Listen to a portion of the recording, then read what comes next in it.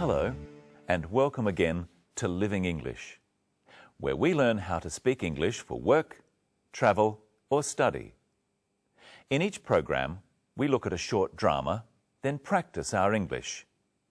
So let's see today's episode of Sisters and Brothers. Remember, in the last episode, Anne arrived from Singapore. She met her business partner, Sarah.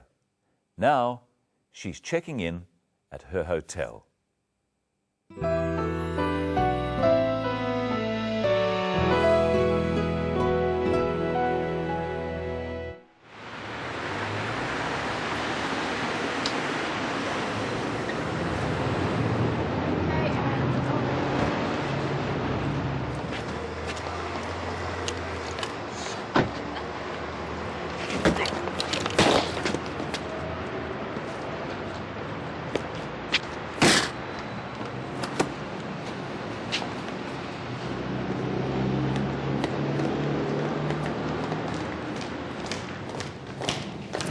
Thank you very much for picking me up. You're very welcome. You'll be all right here? Thanks, I'll be fine. And thank you, Mark, for helping with my heavy bag. Oh, don't mention it. All right then. Nice to meet you finally. I'll ring you tomorrow. Nice to meet you too. Goodbye. Good morning. Would you like to check in? Yes, please. And your name? Anne Lee? Yes. Could you just fill this out, please? How long will you be staying? 2 weeks. Are you here on business? Mainly business. Will you need a hire car? No, thank you. And will you need a map of the city? Maybe later. And will you want a newspaper in the morning? No, thank you. Okay. And how will you be paying, Ms. Lee? Credit card. Thank you. There you go. And here's your key. That's room 309. Enjoy your stay, Ms. Lee. Thank you. I hope I will.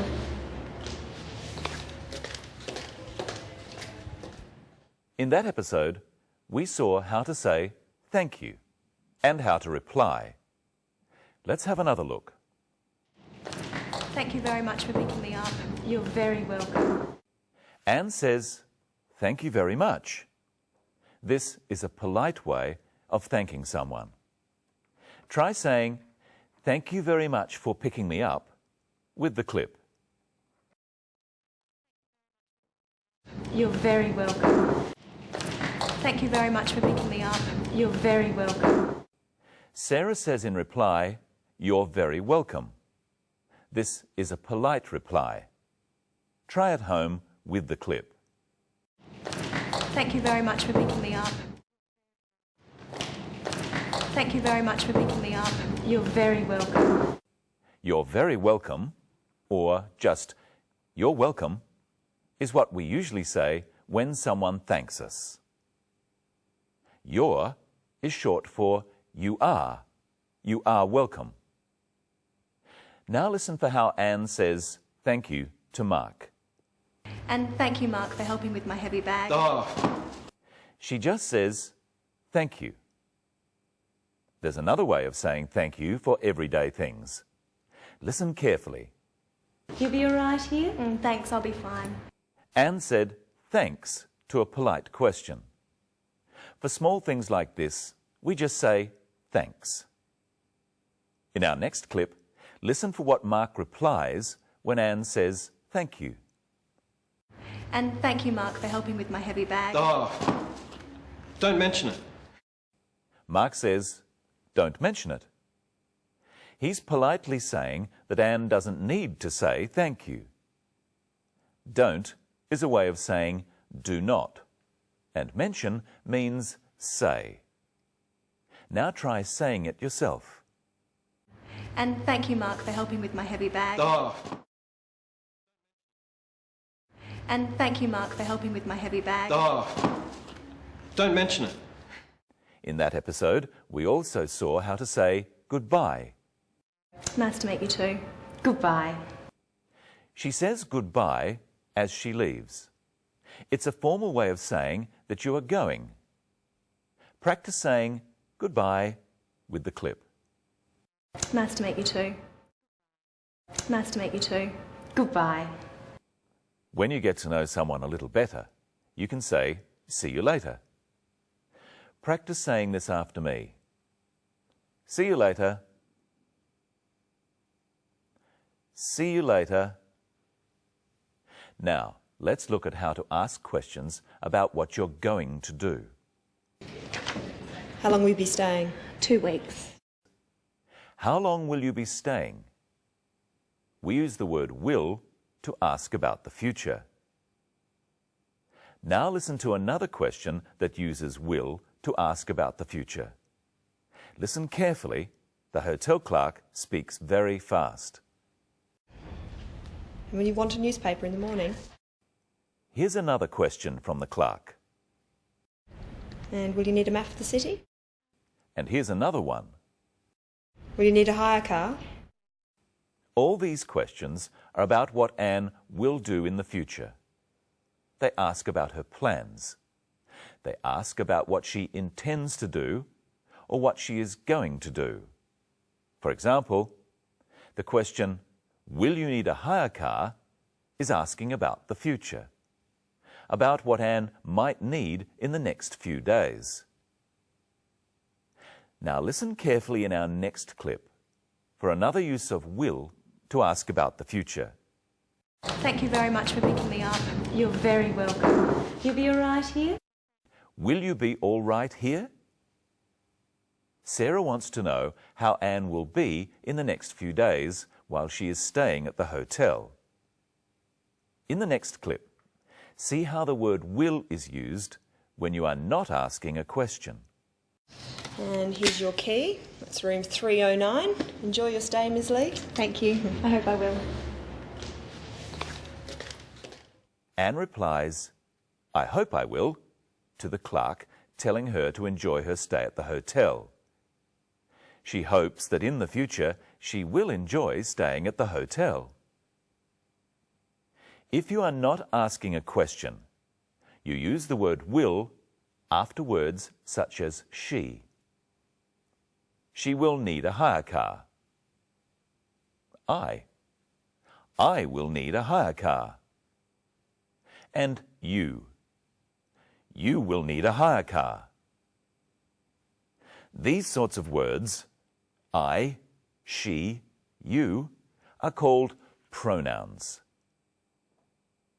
We use will before pronouns in questions. So if I say, "Will you need a hire car?" it's a question.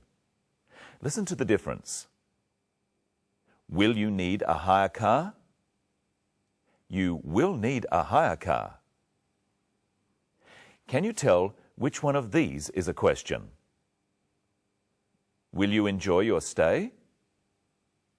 Or, you will enjoy your stay. Will comes before you, so will you enjoy your stay is a question. It's asking about something in the future. When will comes after you are just saying what you think is going to happen. You will enjoy your stay.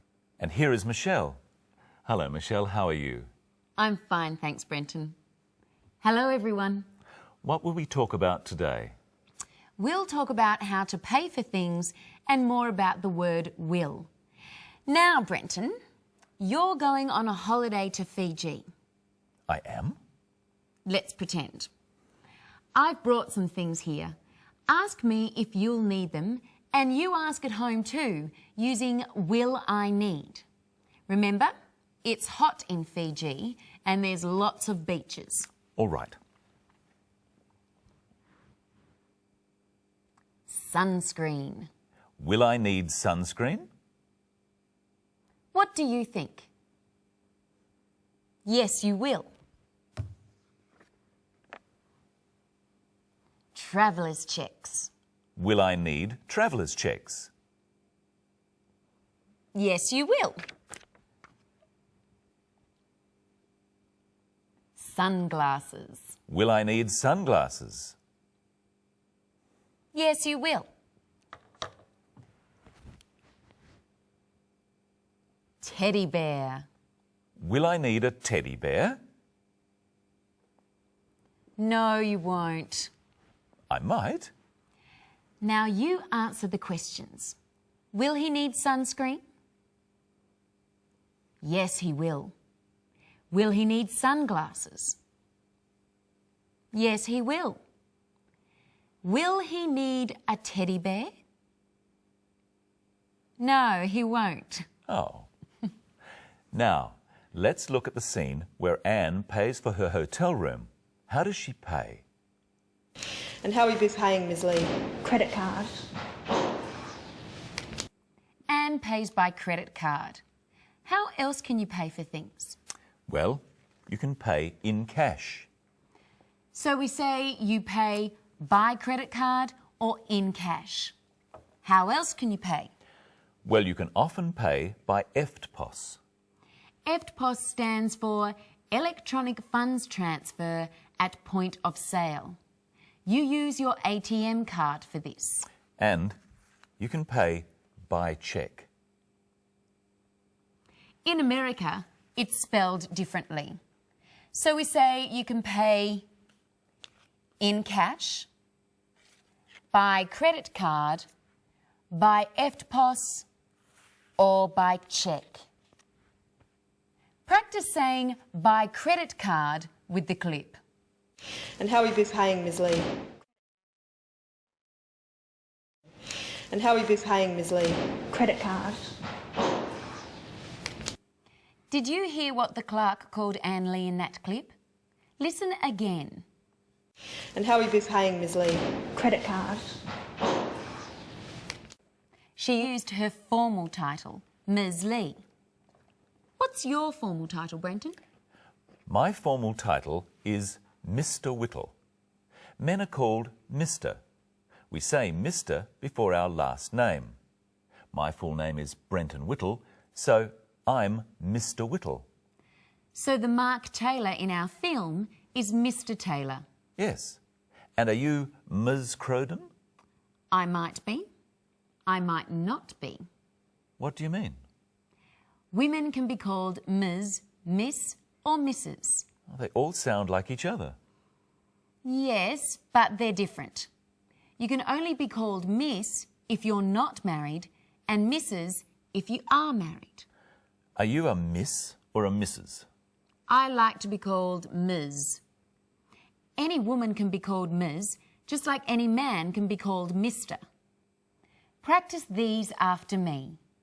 Mr. Whittle. Mrs. Taylor. Miss Taylor. Ms. Lee. Have a go at saying Ms. Lee with the clip. And how will you be paying, Ms. Lee? Now it's time for a memory test. How are you going to pay? By credit card? By cheque? In cash? And I hope you'll watch our next program. We'll find out how to make appointments and about words to do with time. So until then, see you later.